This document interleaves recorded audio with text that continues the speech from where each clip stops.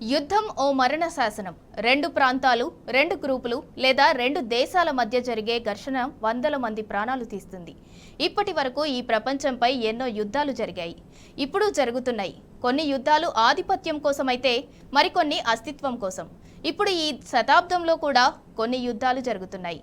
అవేంటో watch the story.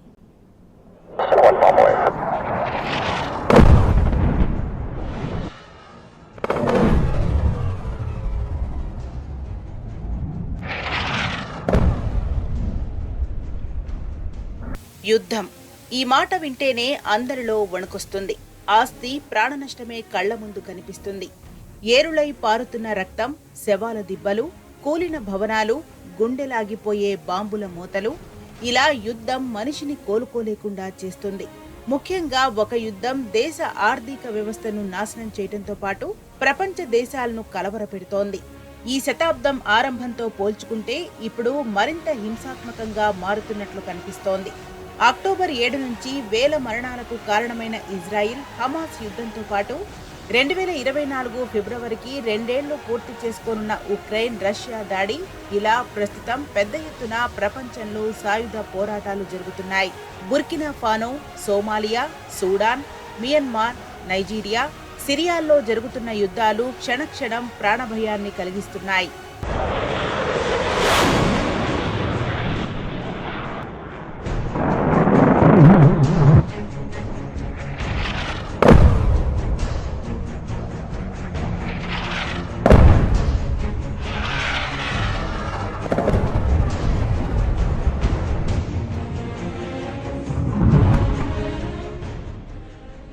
యుద్ధాలు, పోరాటాలను అనేక రకాలుగా విశ్లేషిస్తుంటారు.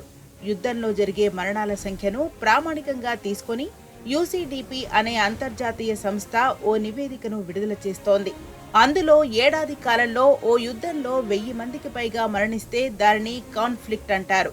2000 సంవత్సరం నుంచి చూస్తే 2022 నాటికి మరణాల సంఖ్య 400% పెరిగినట్టు తెలిపింది. ముఖ్యంగా 2022లోనే 97% పెరిగిందని వెల్లడించింది. 1994లో రువాండా మారణ హోమం తర్వాత గతేడాదిని అత్యంత ఘోరమైనదిగా చరిత్రలో నిలుస్తోంది. రువాండాలో జరిగిన మారణ హోమంలో దాదాపు 2.5 లక్షల మంది ప్రజలు మరణించారు. ఇక 2022లో జరిగిన 2 హింసాత్మక యుద్ధాల్లో మరణాలు ఎక్కువగా చోటు చేసుకున్నట్టు తెలుస్తోంది. రష్యా ఉక్రెయిన్ యుద్ధంలో 81,000 మందికి పైగా ప్రాణాలు విడవగా, టిగ్రే పీపుల్స్ లిబరేషన్ ఫ్రంట్కు వ్యతిరేకంగా ఇథియోపియా ప్రభుత్వం జరిపిన చర్యల్లో 1,00,000 మందికి పైగా జనం మరణించారు. 2014లో ప్రారంభమైనప్పటి నుంచి యెమెన్ అంతర్యుద్ధంలో దాదాపు 3 లక్షల మంది చనిపోయినట్లు తెలుస్తోంది. ఈ అంతర్యుద్ధంలో అంతమయ్యే సూచనలు కనుచూపు మేరలో కనిపించడం లేదని సాక్షాత్తు ఐక్యరాజ్య సమితే చెప్పింది. యుఎన్ లెక్కల ప్రకారం యెమెన్లో సగం మరణాలకు సాయుధ పోరాటం ప్రత్యక్ష కారణమైతే, మిగిలిన సగం మరణాలకు ఆకలి, వ్యాధుల కారణంగా మరణించారు. ఇటు ఇజ్రాయిల్, గాజా మధ్య జరుగుతున్న యుద్ధంలో ఇప్పటి వరకు 15,000 మందికి పైగా మరణించినట్లు సమాచారం. మృతుల్లో ఎక్కువగా చిన్నారులు, మహిళలే ఉన్నారు. గాజాలో యుద్ధం ఇంకా ఎంతకాలం జరుగుతుందో, ఇంకెంతమంది మరణిస్తారో కాలమే సమాధానం చెప్పాలి.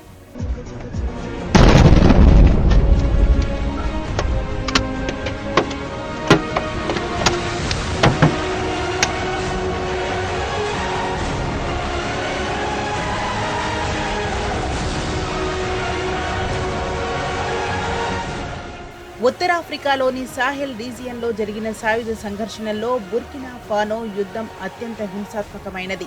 2016 నుంచి ప్రభుత్వ బలగాలకు, ఇస్లామిక్ తిరుగుబాటు సమూహాలకు మధ్య హింసాత్మక ఘర్షణలకు బుర్కినా ఫానో వేదికగా తెలుస్తోంది. ఇందులో Mauritania, Senegal, Mali, Burkina Faso, Niger, Nigeria, Chad, Sudan, Eritrea, Ethiopia దేశాల్లో దీని ప్రభావం చూపించింది. గతేడాది 2022లో జరిగిన యుద్ధంలో దాదాపు 1,500 మంది మరణించినట్టు తెలుస్తోంది. ఇటు సోమాలియాలో అంతర్యుద్ధం 1990 నుంచి మొదలైంది. 2000 సంవత్సరంలో తీవ్రమైంది. ఆఫ్రియా యూనియన్ మద్దతు ఉన్న ప్రభుత్వ బలగాలకు వ్యతిరేక పోరాటంలో ఆల్ ఖైదా మిత్రపక్షమైన ఆల్ షబాబ్ పుట్టుకతో ఈ అంతర్యుద్ధం తీవ్ర రూపం దాల్చింది. పాశ్చాత్య దేశాల మద్దతు ఉన్న సోమాలియా ప్రభుత్వాన్ని కూలదోసి అధికారాన్ని హస్తగతం చేసుకునేందుకు అల్ షబాబ్ ప్రయత్నిస్తోంది. అధికారంలోకి వచ్చి అక్కడ ఇస్లామిక్ చట్టం ప్రకారం పరిపాలించాలని అనుకుంటోంది. పిల్లలను బలవంతంగా తమ గ్రూపుల్లో చేర్చుకుని క్రూరంగా ప్రవర్తిస్తోందని హ్యూమన్ రైట్స్ వాచ్ అనే ఎన్జీఓ సంస్థ ఆరోపిస్తోంది. గతంతో పోలిస్తే సోమాలియాలో అల్ షబాబ్ హింస మరింత పెరిగినట్టు యూసీడీపీ నివేదిక చెబుతోంది.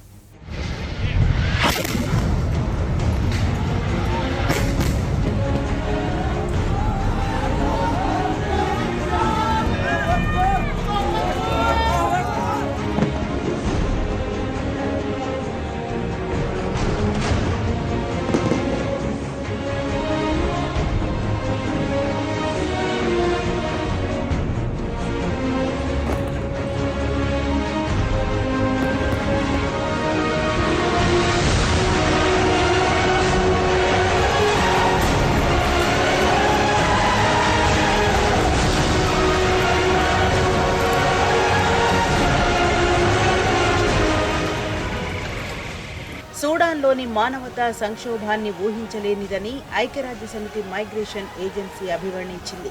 ఈ ఏడాది ఏప్రిల్లో యుద్ధం మొదలైనప్పటి నుంచి దాదాపు 60 లక్షల మంది ప్రజలు తమ ఇళ్లను విడిచిపెట్టాల్సి వచ్చింది.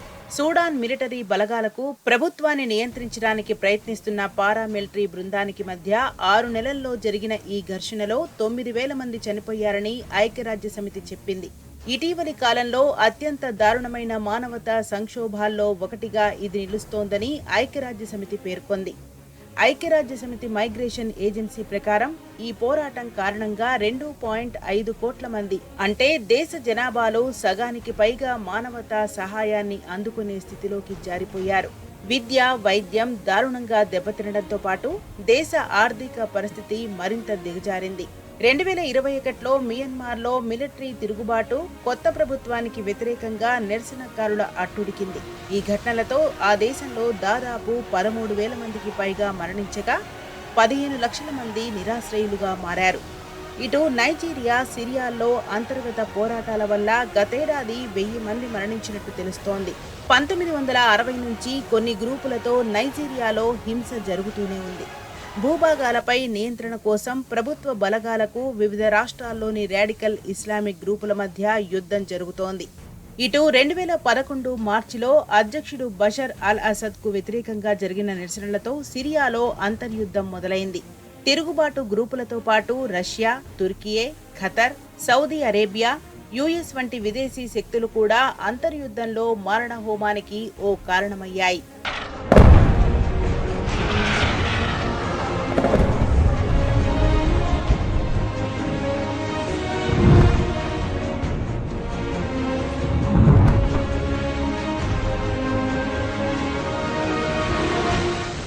రెండు 2014లో సౌదీ అరేబియా మద్దతున్న యెమెన్ ప్రభుత్వానికి హౌతీలు వ్యతిరేకంగా నిలబడ్డారు. హౌతీలకు ఇరాన్ మద్దతుంది.